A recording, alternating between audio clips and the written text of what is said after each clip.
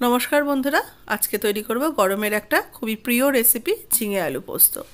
ঝিঙে আলু পোস্ত সকলেরই খুব প্রিয় একটা রেসিপি, প্রত্যেকের বাড়িতেই হয়। তবে আজকে একটু আমি অন্যরকমভাবে তৈরি করেছি। রেসিপি ভালো লাগলে অবশ্যই লাইক শেয়ার করবেন, যারা নতুন দেখছেন সাবস্ক্রাইব করে নেওয়ার অনুরোধ করছি।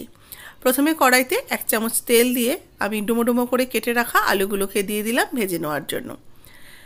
আলু পোস্ত, ঝিঙে আলু পোস্ততে যেভাবে আলু কাটা হয় ঠিক সেইভাবেই আমি আলুগুলোকে কেটে নিয়েছি। আলুগুলোকে ভাজার জন্য একটু ঢাকা চাপা দিয়ে রেখে দিলাম।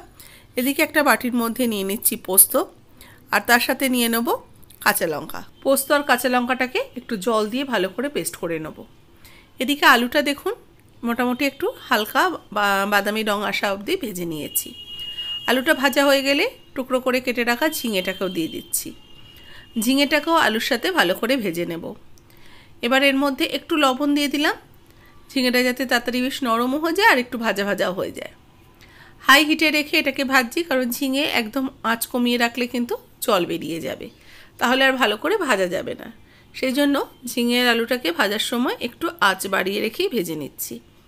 আবারও কিছুক্ষণের জন্য ঢাকা দিয়ে রেখে দিলাম।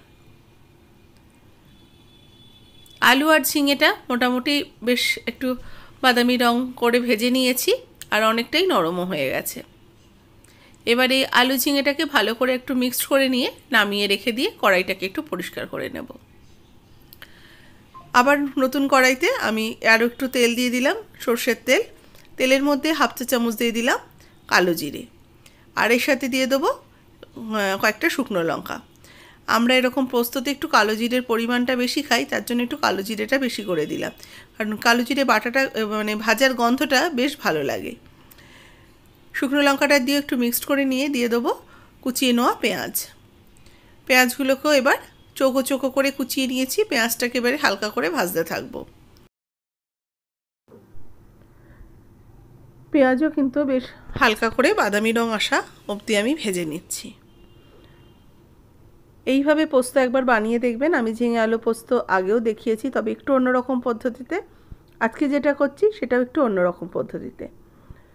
পেঁয়াজটাকে একটু বাদামি রং করে ভেজে নিয়েছি। এবার এর মধ্যে বেটে রাখা পোস্তটা দিয়ে দিলাম। কাঁচা লঙ্কার পোস্তটা দিয়ে ভালো করে এটাকে কষাতে থাকবো। পোস্তটাকে একটু ভাজা ভাজা করে নেব। পেঁয়াজ দিয়ে পোস্তটাকে বেশ ভালো করে কষিয়ে নেব। এর মধ্যে 1/2 চা চামচ হলুদ গুঁড়ো অ্যাড করে দিলাম। হলুদ গুঁড়োটা দিয়েও ভালো করে পোস্তর মধ্যে মিশিয়ে নেব। অনেকে পেঁয়াজ ছাড়া পোস্ত বানান ঝিঙে আলু পোস্ত, অনেকে কাঁচা পোস্ত দিয়েও ঝিঙে আলু পোস্ত করেন। বেসিক্যালি আমরাও সেইভাবেই তৈরি করি বাড়িতে, তবে এই রকমভাবেও করে দেখেছি, খেতে বেশ ভালো লাগে। একটু ভাজা ভাজা হয় পোস্তটাকে ভালো করে ভেজে নেওয়ার পর ঝিঙে আর আলু আগে থেকে যেটা ভেজে রেখেছিলাম সেগুলোকে অ্যাড করে দিলাম। সেগুলো অ্যাড করে দিয়ে ভালো করে আবারও কিছুক্ষণ কষিয়ে নেব। পোস্ত আলুর সাথে ঝিঙে সমস্ত কিছু একসাথে ভালো করে মিশিয়ে নেব।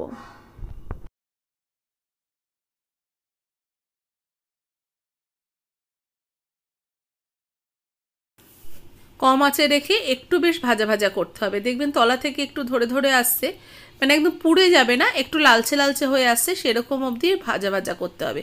তবেই কিন্তু এই পোস্তটা খেতে ভালো লাগবে। এবার একটু সামান্য জল দিয়ে দিলাম। মিনিট 2-3 ভালো করে এইভাবে আমি ভাজা ভাজা করে নিয়েছি পোস্ত, ঝিঙে, আলু সব কিছুকে। তারপরে আমি মিক্সির জারটা ধুয়ে অল্প একটু জল অ্যাড করে দিলাম। জলটা দিয়ে ভালো করে মিশিয়ে নিয়ে এবার এর মধ্যে ঢাকা চাপা দিয়ে কিছুক্ষণ রেখে দেবো, যাতে আলু ঝিঙেটা ভালো করে নরম হয়ে যায়। আর জলটাও দেখুন অনেকটাই শুকিয়ে গেছে। এবার আঁচটাকে একদম বাড়িয়ে দিয়ে ভালো করে অনবরত নাড়াচাড়া করতে হবে। এর মধ্যে এবার দিয়ে দেবো সামান্য একটু চিনি। চিনিটা দিলাম নিজেদের স্বাদ অনুযায়ী দেবেন, টেস্টের ব্যালেন্সের জন্য অল্প একটু চিনি অ্যাড করব। ভালো করে আবারও কিছুক্ষণ মেশাবো। আর জলটা যতক্ষণ না শুকিয়ে যাচ্ছে আর একদম বেশ ভাজা ভাজা হয়ে যাচ্ছে, ততক্ষণ ঝিঙে আলুটাকে ভালো করে মিক্সড করতে থাকতে হবে। এটা করতে মোটামুটি মিনিট 5 মতো সময় লেগেছে। দেখুন একদম শুকিয়ে এসছে, পোস্তটা তলা থেকে কিন্তু একটু ধরে ধরে আসছে। বেশ ভাজা ভাজা হবে এই পোস্তটা। এবার এটাকে নামিয়ে সার্ভ করে নিয়েছি। তৈরি হয়ে গেছে ভাজা ভাজা ঝিঙে আলু পোস্ত। একটু অন্যরকম খেতে হয়। রেসিপি ভালো লাগলে লাইক শেয়ার করবেন। যারা নতুন দেখছেন আমার চ্যানেলকে অবশ্যই করে সাবস্ক্রাইব করে পাশে থাকা বেল আইকনটা প্রেস করে দেবেন।